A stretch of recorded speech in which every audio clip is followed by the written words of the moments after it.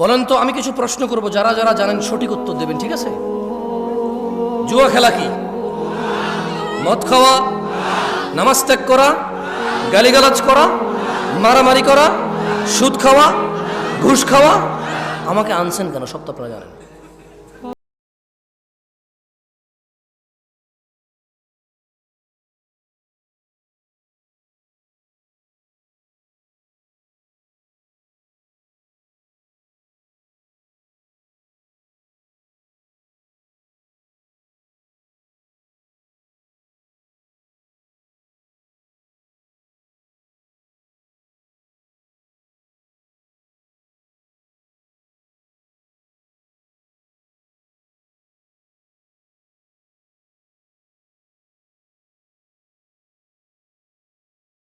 যারা মানুষের জন্য জুয়ার আসর বসায় রাখছে, মদের আসর বসায় রাখছে, ক্যারাম খেলার আসর বসায় রাখছে মানুষের জন্য, আল্লাহ বলছেন এদের সবাইকে এবং যারা ওখানে অংশগ্রহণ করে অধোমুখী করে কোথায় নিক্ষেপ করবে? এগুলো বলবেন। এগুলো বললে কি হয়, মানে আপনার মনে থাকবে যে আল্লাহ কি বলছে। কেমন ঠিক বা ঠিক যে লাভ নাই।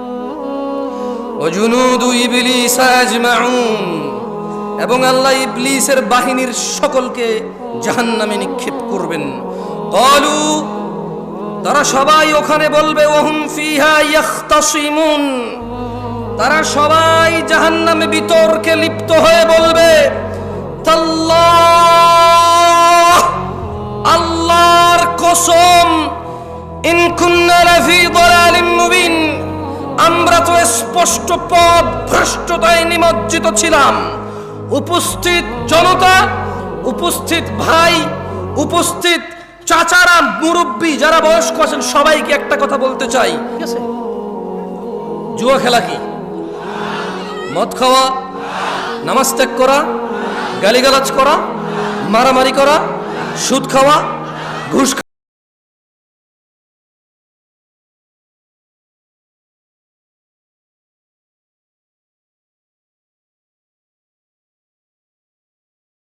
দুনিয়াটা খেল তামাশা হয়ে গেছে, ব্যাস খালাস।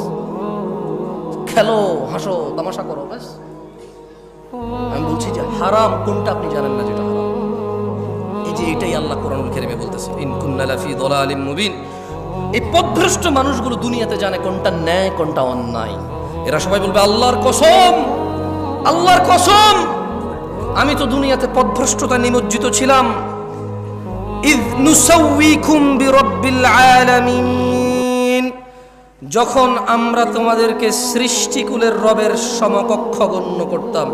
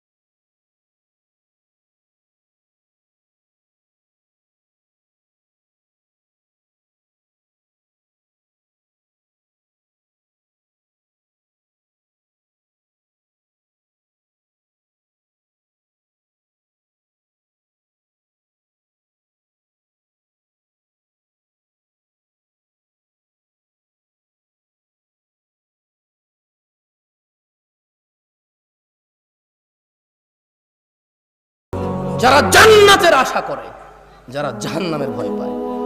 একটা মাইকম্যান এই শীতকালের সিজনে এমন কোনো দিন নেই যেদিন সে ওয়াজ শোনে না। এদেশের ওয়াজ যদি মানুষের খুব বেশি একটা কাজে আসতো, সবার আগে ও সবচাইতে ভালো মানুষ হতো।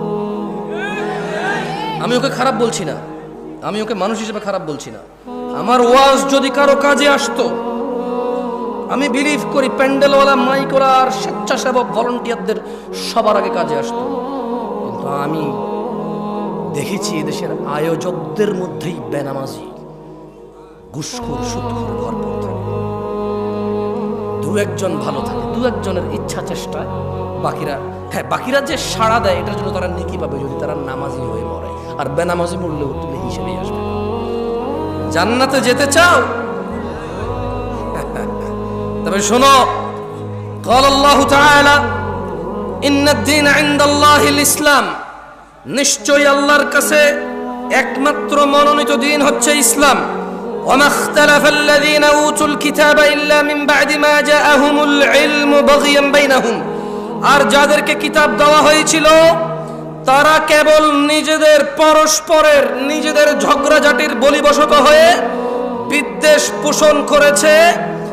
তাদের কাছে জ্ঞান আসার পরেও জানা করা কি, দাড়ি কাটা কি, সুদ খাওয়া কি, ঘুষ খাওয়া কি, মারামারি করা, বাপ মায়ের অবাধ্য হওয়া, নামাজ ত্যাগ করা, গালিগালাজ করা। আল্লাহ ওয়ামান ইয়াকফুর বিআয়াতিল্লাহ, অশিবগঞ্জের যুবক ও বৃদ্ধরা, যে ব্যক্তি আল্লাহর আয়াত সমূহ থেকে মুখ ফিরিয়ে নেবে, ফাইন্নাল্লাহা সারিউল হিসাব, তবে নিশ্চয়ই আল্লাহ দ্রুত হিসাব গ্রহণকারী। জেনে রাখো, তোমরা যারা রোনালদো, রিভালদো, খেলোয়াড়, নায়ক, নায়িকা, গায়ক, গায়িকার অনুসারী রয়েছো, তোমরা যারা তাদের মতো চুল রাখো, প্যান্ট পরো, জামা কাপড় পরো, গান গাও, গান লেখো, কবিতা করো, ওইভাবে ভালোবাসো যেভাবে তারা ভালোবাসে, ওভাবে ঘৃণা করো যেভাবে তারা ঘৃণা করে, তারা দুঃখে তোমাদেরকে নাটক করে দেখায়, ফাঁসি দিয়ে দেয়, তোমরাও দিয়ে দাও।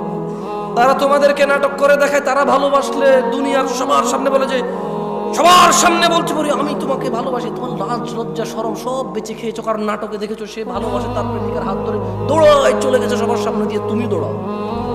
তুমি দেখেছো নাটকের নায়ক পার্কে গিয়েছে, তার প্রেমিকাকে নিয়ে বাদাম খাচ্ছে হেঁটে হেঁটে, তুমিও এখান থেকে একদিন ছুটি পেয়ে বান্ধবীকে বলো, হ্যাঁ তুমি চলে আসো, আমি আসতেছি। সিএনজি ভাড়া করে, রিক্সা ভাড়া করে, এমন তোমাক করে বন্ধু বান্ধব উপরে লাগায় বাদাম কিনে পার্কে হেঁটে হেঁটে খাও। এটা কার অনুসরণ? আল্লাহ নবীর অনুসরণ? এটা শিখাইছে কে বলো তো? এখন বলবো জামশেদ ভাই আপনি বেশি